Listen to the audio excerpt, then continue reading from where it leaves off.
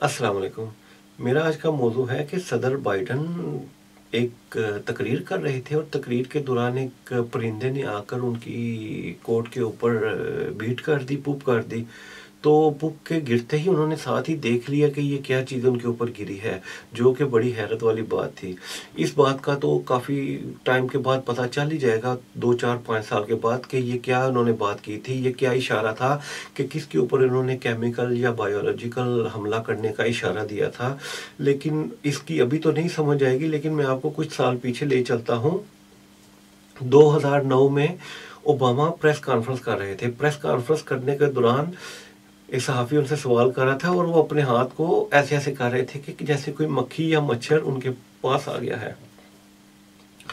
तो काफ़ी टाइम के बाद, 5 साल के बाद, हमको पता चला कि अमेरिका ने नैनो टेक्नोलॉजी में इतनी तरक्की कर ली है कि उन्होंने मक्खी और मच्छर की फोर्स बना ली है, और मक्खी और मच्छर के आगे उन्होंने इस तरह के इंजेक्शन लगा दिए हैं कि वो अपने दुश्मन को उसके घर में, उसके मुल्क में, किसी भी जगह पे बगैर नज़रों में आए, इस तरह का इंजेक्शन उसके जिस्म के किसी हिस्से पे लगवा देंगे मक्खी और मच्छर के ज़रिए कि वो अगला मर जाएगा। उन्होंने अपने कई दुश्मन इस तरह मार भी दिए।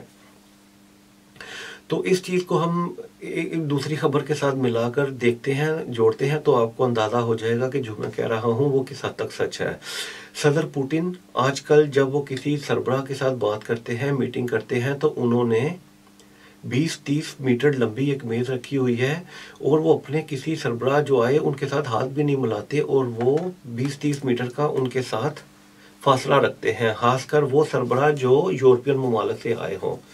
तो यूक्रेन के सदर ने पिछले दिनों एक प्रेस कॉन्फ्रेंस में बोला कि रशियन सदर क्यों मेरे से डर रहे हैं, और वो क्यों मेरे साथ जो है वो बात करने से हिचकिचा रहे हैं, और 20-30 मीटर लंबी मेज़ पे मुझे क्यों बिठाना चाह रहे हैं। क्या वो मेरे से इतना डरते हैं कि मैं क्या कर दूं उनके साथ। हालांकि रशियन सदर, उनके पास तो टेक्नोलॉजी है, उनको पता है कि ये क्या शरारत कर सकते हैं, इसलिए वो किसी भी, आप पीछे तस्वीर पे देख सकते हैं, वो किसी भी फ्रांस के सदर के साथ भी उन्होंने 30 मीटर लंबी मेज़ पे बैठ के बात की। तो हम जो, चूँकि एक तरक्की पजीर मुल्क है, हम लोगों की तो जासूसी बड़ी आसानी के साथ हो सकती है।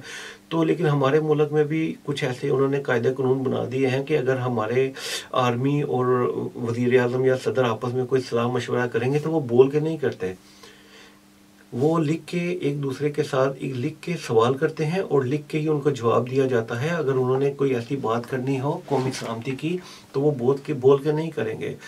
तकरीबन आज से 15 साल पहले इंग्लैंड ने अपनी एक नई सबमरीन लॉन्च की थी, और उन्होंने बोला था कि ये वो सबमरीन है जो हम इंग्लैंड के समुद्र में इसको उतार रहे हैं, लेकिन न्यूयॉर्क के समुद्र में, न्यूयॉर्क में जो भी बात होगी हम उसको सुन सकते हैं और रिकॉर्ड कर सकते हैं। यानी वो इंग्लैंड के समुद्र में बैठ के हज़ारों किलोमीटर दूर एक एक बात, एक एक बंदे की बात, एक एक बंदे की हरकतों सकनात उनको रिकॉर्ड कर सकते हैं, जिससे आपको अंदाज़ा हो गया होगा कि मैं आपके से क्या बात करना चाहता हूँ। तो दुनिया बड़ी तेज़ी के साथ तरक्की कर रही है। प्लीज़ खुदारा अपना और अपने मुल्क का ध्यान रखें और दुश्मन ममालिक की चालों में ना आए। ये 6 और 7 जनरेशन का वार का ज़माना है। इसमें आपको कोई पता नहीं चलेगा कि कौन दोस्त है, कौन दुश्मन है। आपने अल्लाह को हाज़िर नाज़िर जान के अपने ईमान के साथ चलना है। आंखें खोल के चले और अपनी फ़ौज और अपने इदारों के खिलाफ कोई बात ना करें कि कोई इनके अलावा कोई आपका सगा नहीं है, क्योंकि वो अपनी जानों का कुर्बानी देकर आपको बचा रहे हैं। अपना और अपने चाहने वालों की सेहत का ख्याल रखें। अल्लाह आपका हामी और नासर हो। पाकिस्तान जिंदाबाद।